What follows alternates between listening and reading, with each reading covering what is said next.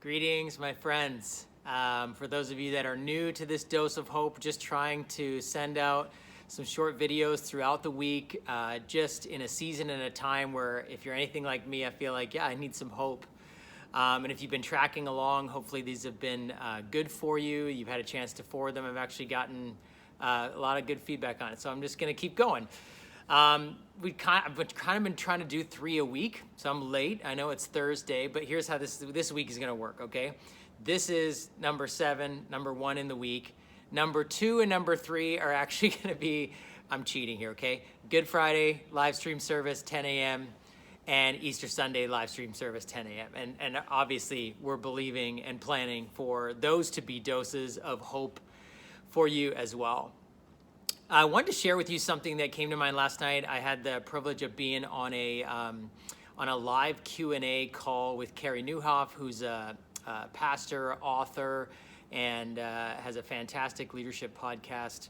And I think you can find the Facebook live recording of that event on Facebook and on YouTube through Connexus Church. But we were talking about Easter and the resurrection, and people were writing in questions. And one of the questions that came up was just about suffering.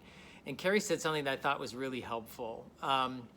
He said, if you read the biblical story, and obviously for those of us who are either acutely suffering because of what's going on right now, or just feeling the pain, the discomfort, the disruption. In my life, it's mostly just been a disorienting thing, not necessarily physical pain or loss at this point, but many people have, and on a global scale. So how do we experience this definite, prolonged, unsettling period of suffering in our world and in our lives, and as it's affecting us globally, but obviously in every home? And he pointed out that the story of Scripture, interestingly, sort of begins and ends in paradise. It begins in the Garden of Eden, paradise, in Genesis chapters 1 and 2, and it ends in Revelation, that's the last book of the Bible, Revelation 21 and 22, describing paradise. And yet everything in between is difficulty, suffering, struggle, and trial in the day in, day out, grinded out, not just ordinary mundane experiences of life, but in the crises of life, and that most of life is lived in struggle. And he said, the challenge is that those of us in the West live actually with a mentality or an illusion of the fact that we are in paradise. And by any kind of material measurement you take, we are, like most of the rest of the world would look at us and say, yeah, that's paradise. You have enough money to have a house, to have warm water when you want it to turn on in the showers. It's not a cold shower. You have heat in the winter. You have air conditioning in the summer. You have people who will cook food for you if you want to take out at relatively low costs. You have access to technology. And I'm not sort of comparing. I know there are those of us that are much more hard done by in seasons like this, or generally, but still comparatively to the rest of the world. And so there's this belief, this sort of illusion that we are living in paradise. And times like this are so disruptive and puncturing to that illusion.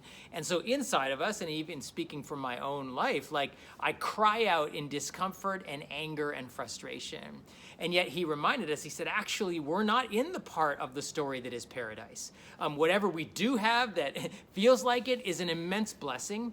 And it is actually a time to be reminded of what we have or had and are grateful for. But we are actually living in the period that is between paradise, that we're not in the Garden of Eden. We're not yet in the new creation, the new city, the new garden that God will bring down and create, where there will be no more sickness, no more sadness, no more pain, no more tears, no more suffering, no more death. We're not there yet. We are in the middle. And that's difficult, but to some degree, it's just a reminder of saying, no, this is actually the human story and the human condition. And so what does it mean to learn to live in a season like this? And the reality is, I think we just need to be honest with ourselves. We don't know how. We're just not used to it, because I don't know, I live with an illusion of paradise, and I'm always looking for more of it and how to eliminate the difficulties and the suffering. And now I find myself in a situation where I can't fix all of the things. I can't eliminate it. There just seems to be more, and it increases in its intensity.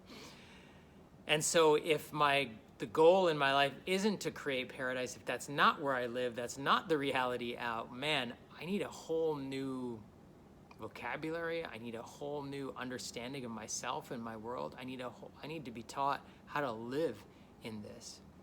The good news of what we celebrate really started at Christmas and coming towards Easter is that Jesus lived also in this world and lived between paradise. He did not, as God came to earth, did not choose paradise.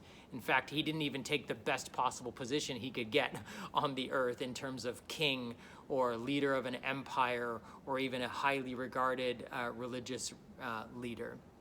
But he came to earth as a human being, frail in body and mind and spirit, born into a poor family, facing poverty, facing rejection, facing misunderstanding, facing abandonment, and facing even death as we're going to move towards Good Friday this weekend. And so at the very least, we can know that God identifies with us as we live between the periods of paradise and actually the reality of suffering. But not only that he is our rabbi, he is our teacher, he's the one who can teach us how to live in times like this. And so I would just encourage you, even as you go into Easter weekend this weekend, one like no other before, where you're not going to get to see family, where many of the traditions are disrupted and the good feelings that are commonly maybe associated with Easter are not going to be there or struggle to find. Not just to go, oh, okay, I want to find the blessings in this. That's, of course, always good. But to say, okay, Jesus, teach me how to live in this place. Because I don't live in paradise. It hasn't come yet. I actually realize that more than ever. But as you go into Easter weekend, even if this whole faith thing is new to you, even if you're exploring and saying, okay, Jesus, can you teach me how to live in days and times like this? I look forward to seeing you, being a part of your Easter weekend celebrations, 10 a.m. on Friday, 10 a.m. on Sunday. If you know anybody else in your life who's looking for hope and needing it right now, by all means forward it on. And I will be making the same journey with you as I need Jesus to teach me how to live in a time like this as well. So thanks for listening. God bless.